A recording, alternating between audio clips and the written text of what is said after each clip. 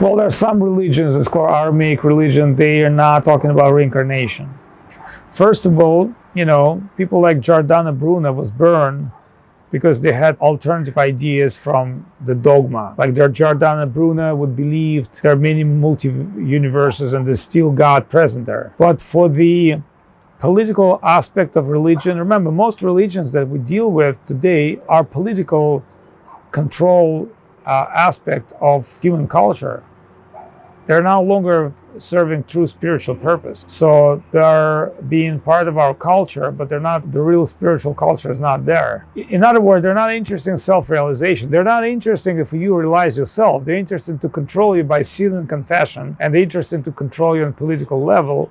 If you go left, right, then you're giving up your... In other words, most modern religions, they're using religious sentiments, not for spiritual progress, is to control you. So then why do they have to accept reincarnation? Why do they have to accept all these spiritual principles? They're rather hiding this from you. That's why Vedas, they don't hide things. But one thing about Vedas, they're like just science. How bigger science you become is how deeply you accept the science. So how deeply you become a follower of Vedic concept is how deeply you will accept that. But I can tell you even one thing about conventional religions. They're saints, or people who went deep into religion. They realize about reincarnation. They understood those things, and they even expressed this in their alternative religious work. A lot of them were forbidden or bound, or those so-called religious leaders would go after them. I think nowadays people understand politics, religion is no more than decoration. It's already a long time ago been taken over by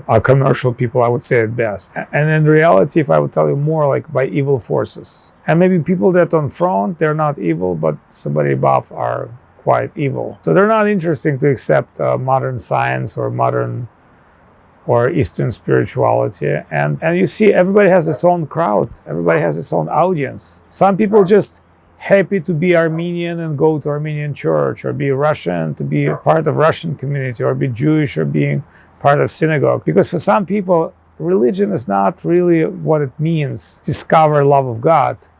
To them, God is there. They believe in God, but it's more for them that environment, that ecosystem that's been raised and born. Very difficult for them to change ecosystem. Because with their own ecosystem, they have to change their beliefs. And religion is spirituality, is conscious upgrading of your beliefs. It's like, it's very difficult to stay tuned with iPhone 1. You kind of have to change it if you want to go with the flow. I think for those people who's looking for answer for those questions, I recommend to read Bhagavad Gita. But in reality, they have to experience this in their true heart. It doesn't matter what you read.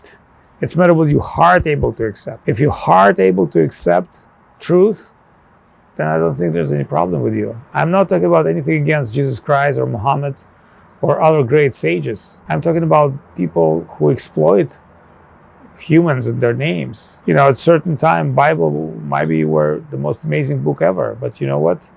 Nowadays it is not, because you can read and compare other spiritual books, and you can definitely understand there's something even greater. Try to compare Bhagavad Gita with something.